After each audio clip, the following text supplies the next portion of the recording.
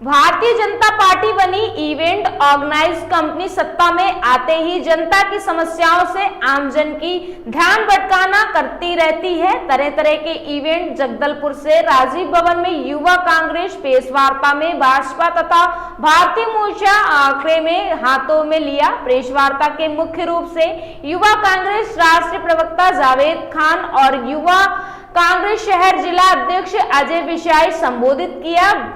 अपने संबोधन में जावेद भारतीय जनता पार्टी के इवेंट ऑर्गेनाइजिंग कंपनी करार देते हुए प्रधानमंत्री नरेंद्र मोदी को देश का सबसे बड़ा इवेंट ऑर्गेनाइजेशन घोषित कर दिया। जावेद ने कहा है, जब कोरोना वायरस की चपेट में पूरा देश था और पीड़ितों को ऑक्सीजन सिलेंडर, अस्पतालों में बेड और एम्बुलेंस की अति आवश्यकता थी, तब नरेंद्र मोदी देश भर में ताली और थाली बजाने का इवेंट चला रहे थे। आज प्रदेश में मुख्यमंत्री विष्णुदेव साय प्रधानमंत्री के पद चिन्हों पर चल रहे हैं। वे कांवड़ियों पर हेलीकॉप्टर से पुष्प वर्षा इवेंट करते हैं, परंतु जब वही रोजगार कांवड़िया बेरोजगार रोजगार देने की मांग विष्णुदेव साय ने मुख्यमंत्री और वित्त मंत्री से सभी को रोजगार नहीं दे सकते, तनख्वाह देने का बजट नहीं है कहकर सभी चौखट से भगा देते हैं। जावेद ने कहा, भारतीय युवा मोर्चा में आज घर घर तिरंगा यात्रा निकालने से पहले प्रदेश सरकार चुनाव पूर्व जनता के वादों को पूरा करना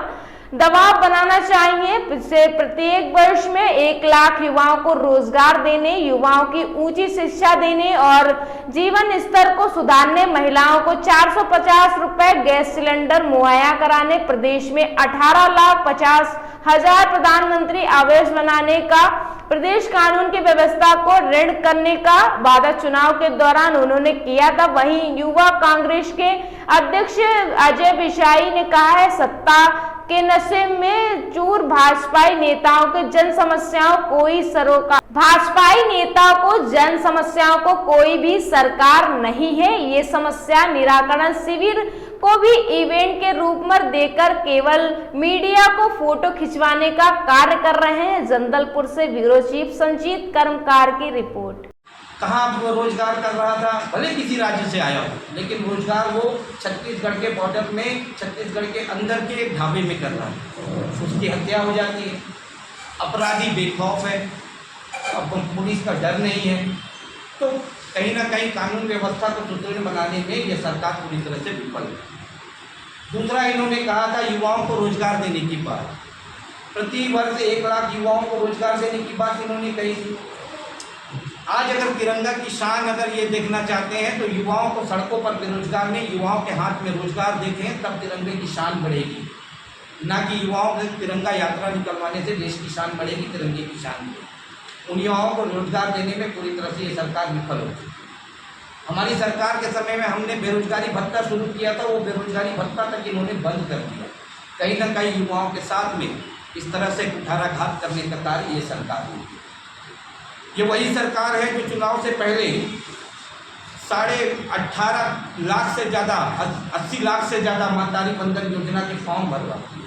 इस चुनाव से पहले जब सरकार में आती है तो ये संख्या बढ़नी चाहिए थी, लेकिन वो संख्या बढ़ती नहीं है, वो संख्या घट जाती है।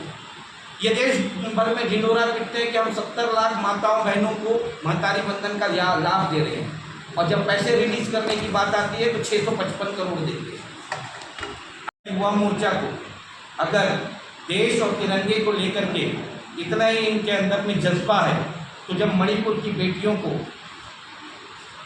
निर्वस्त्र करके सड़कों पर उनकी